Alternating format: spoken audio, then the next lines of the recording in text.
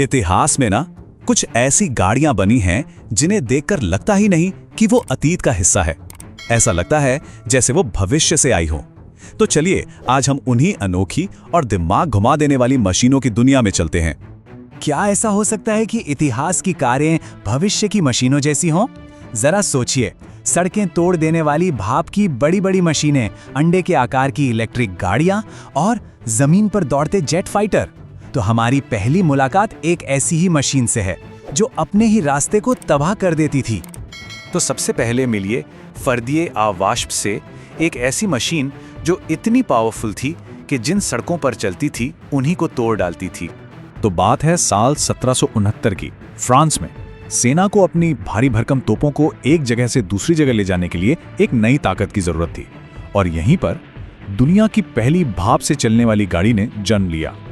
और इसकी बनावट, अरे वाह, वो तो अपने आप में एक कहानी है। इसे भारी लकड़ी और लोहे से बनाया गया था जिसमें 3 विशाल पहिए थे, और इसकी जान थी सामने लगा एक बहुत बड़ा बॉयलर जो भाप की जबरदस्त ताकत पैदा करता था।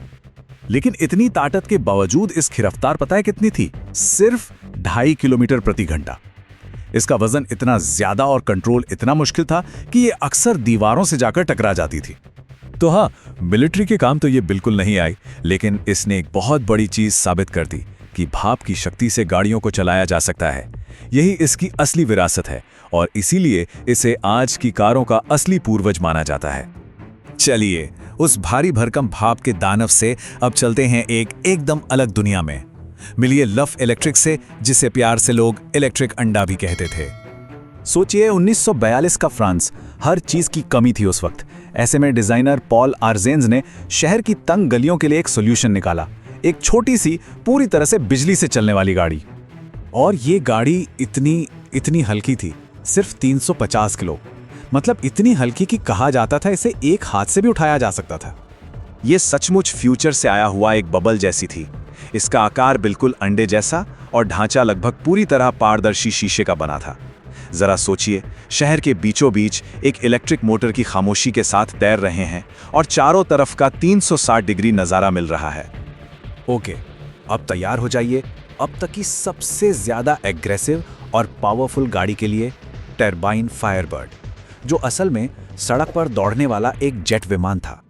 1953 में जनरल मोटर्स ने कुछ ऐसा बना डाला जिसके नंबर्स आज भी होश उड़ा देते हैं। इसमें एक असली हवाई जहाज का टर्बाइन इंजन था, और इसकी रफ्तार 320 किलोमीटर प्रति घंटे से भी ज्यादा थी। उस जमाने के लिए तो ये सोचना भी नामुमकिन था।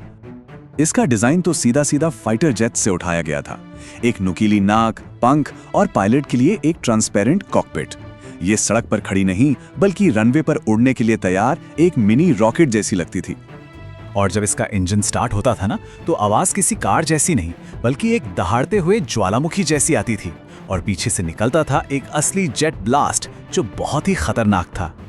हाँ, ये तो साफ है कि ये कार कभी आम सड़कों के लिए बनी नहीं थी। इसे कंट्रोल करना लगभग नामुमकिन था। लेकिन इसने ऑटोमोबाइल की दुनिया को एक नया सपना जरूर दिखाया कि हवाई जहाजों की टेक्नोलॉजी जमीन पर भी राज कर सकती है।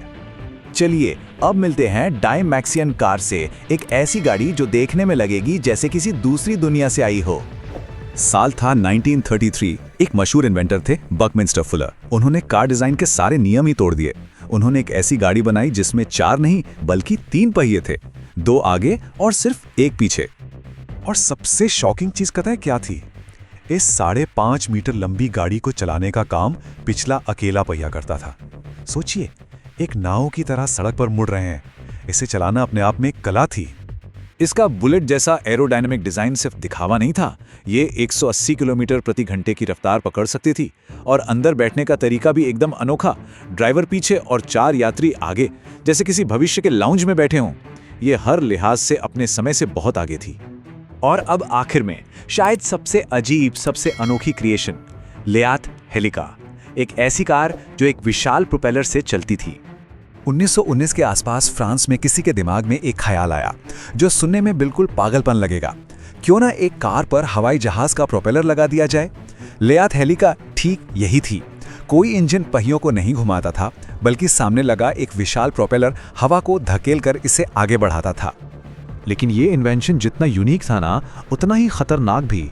जरा सोचिए, सड़क पर एक विशाल घूमता हुआ प्रोपेलर किसी की तरफ आ रहा है। लोग डर के मारे इससे दूर भागते थे, और इसका हल्का वजन मतलब तेज रफ्तार पर इसका बैलेंस कभी भी बिगड़ सकता था। इससे बेहतर इसको डिस्क्राइब नहीं किया जा सकता। ये सचमुच एक ऐसी मशीन थी जो कल्पना और पागलपन की बाउंड्री पर बनी थी। ये इस बात का सबूत थी कि इंसान का जुनून सड़क पर आसमान की ताकत लाने की कोशिश भी कर सकता है। तो ये सारी मशीनें हमें एक ही कहानी बताती हैं। इनोवेशन यानी कुछ नया करना पहली नजर में अक्सर अजीब लगता है।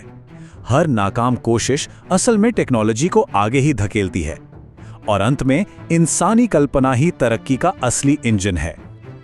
और ये हमें एक बड़े दिलचस्प सवाल पर लाकर छोड़ देता है। आज की कौन सी टेक्नोलॉजी हैं जो भविष्य में लोगों को पागलपन लगेंगी? इस पर सोचिएगा जरूर।